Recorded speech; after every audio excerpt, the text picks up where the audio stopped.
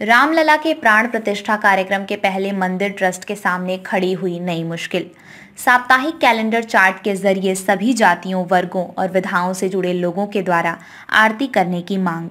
रामलला की आरती के लिए 2 दिन दलितों के लिए आरक्षित करने की मांग भी साप्ताहिक कैलेंडर चार्ट में शामिल। चर्चा में रहने वाले परमहंस आचार्य ने कहा, उनकी मांग पूरी न हुई तो अन्न जल त्याग कर बड़ा आंदोलन करेंगे। अयोध्या में मकर संक्रांति के बाद जनवरी 2024 में श्री राम जन्मभूमि मंदिर के गर्भगृह में रामलला की प्राण प्रतिष्ठा होनी है। इस कार्यक्रम से पहले ही अक्सर चर्चा में रहने वाले जगत गुरु परमहंस आचार्य ने श्री राम जन्मभूमि तीर्थ क्षेत्र ट्रस्ट के सामने अपने मांग पत्र के जरिए नई मुश्किल खड़ी कर दी है। इसी के साथ यह भी चेतावनी दी है कि अगर उनकी मांग नहीं मानी गई तो वह अन्न जल का त्याग कर बड़ा आंदोलन करेंगे। अब सवाल परमहंस की चेतावनी से भी बड़ा इसलिए है कि यह बात निकली है तो उनके द्वारा लेकिन जाएगी बड़ी दूर तक। दरअसल परमहंस आचार्य ने राम मंदिर ट्रस्ट के महासचिव चंपत राय को एक मांग पत्र भेजा है। इस पत्र में रामलला को किस दिन किस समुदाय और वर्ग के लोग आरती करेंगे, इसका पूरा विवरण है। इस साप्ताहिक कैलेंडर चार्ट में सभी जातियों, वर्गों और विधाओं से जुड़े लोगों का समावेश है, जबकि रामलला की आरती के लिए शुक्रवार और शनिवार 2 दिन दलित समाज के लोगों के लिए आरक्षित किया गया है।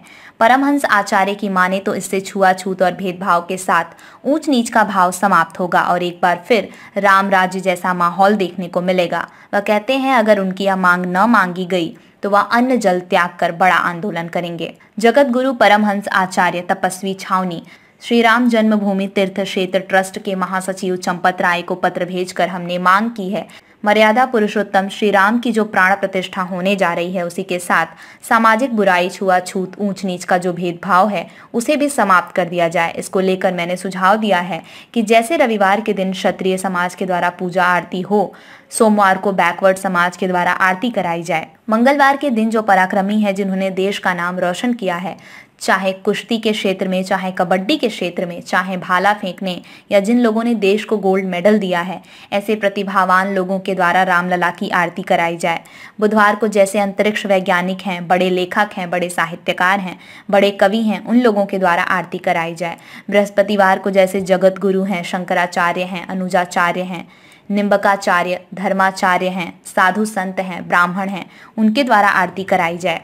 शुक्रवार और शनिवार को दलित समाज के द्वारा आरती कराई जाए। जिस देश का नाम रोशन करने वाले प्रतिभाशाली लोग भी आ जाएंगे, बुद्धिजीवी लोग भी आ जाएंगे और छुआछूत और ऊंच नीच का भेदभाव भी समाप्त हो जाएगा, क्योंकि सनातन धर्म में कभी छुआछूत नहीं रही, कभी ऊंच नीच का भेदभाव नहीं रहा।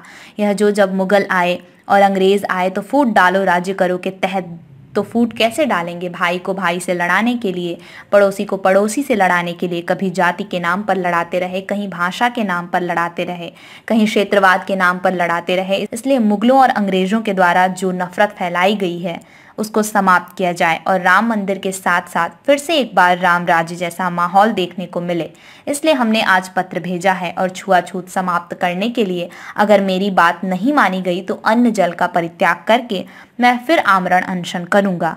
हमने राम मंदिर का अंतिम निर्णायक आंदोलन किया, हमने हिंदू राष्ट्र आंदोलन की शुरुआत की और एक बार फिर सामाजिक बुराई, छुआछूत को समाप्त करने के लिए जरूरत पड़ी तो मैं बड़ा आंदोलन करूंगा। श्री राम जन्मभूमि तीर्थ क्षेत्र ट्रस्ट के महासचिव आदरणीय श्री चंपत राय जी को पत्र भेज करके हमने मांग किया है कि मर्यादा पुरुषोत्तम श्री रामलला की जो प्राण प्रतिष्ठा होने जा रही है उसी के साथ साथ सामाजिक बुराई, छुआछूत, ऊंच नीच का जो भेदभाव है इसको भी समाप्त कर दिया जाए। इसको लेकर के हमने एक सुझाव दिया है कि जैसे रविवार के दिन क्षत्रिय समाज के द्वारा रामलला की आरती हो और सोमवार के दिन जो है ओबीसी बैकवर्ड समाज के द्वारा रामलला की आरती कराई जाए और मंगलवार के दिन जो पराक्रमी है, जिन लोगों ने देश का नाम रोशन किया है, चाहे कुश्ती के क्षेत्र में, कबड्डी के क्षेत्र में, जिन लोगों ने चाहे भाला फेंकने के लिए जिन लोगों ने देश को गोल्ड मेडल दिया है, उन प्रतिभावान लोगों के द्वारा जो है तो रामलला की आरती कराई जाए। बुधवार के दिन हमने कहा कि जो बुद्धिजीवी वर्ग हैं, चाहे अंतरिक्ष वैज्ञानिक हैं, कोई जो है बड़े लेखक हैं, बड़े डॉक्टर हैं, बड़े साहित्यिक हैं, बड़े कवि हैं, उन लोगों के द्वारा बुधवार के दिन रामलला की आरती कराई जाए। और बृहस्पतिवार के दिन हमने रखा कि जैसे शंकराचार्य हैं, जगत गुरु हैं, रामानुजाचार्य, निम्बार्काचार्य, माने जो जगत गुरु हैं, धर्माचार्य हैं, साधु संत हैं या ब्राह्मण समाज के द्वारा बृहस्पतिवार के दिन जो है रामलला की आरती कराई जाए।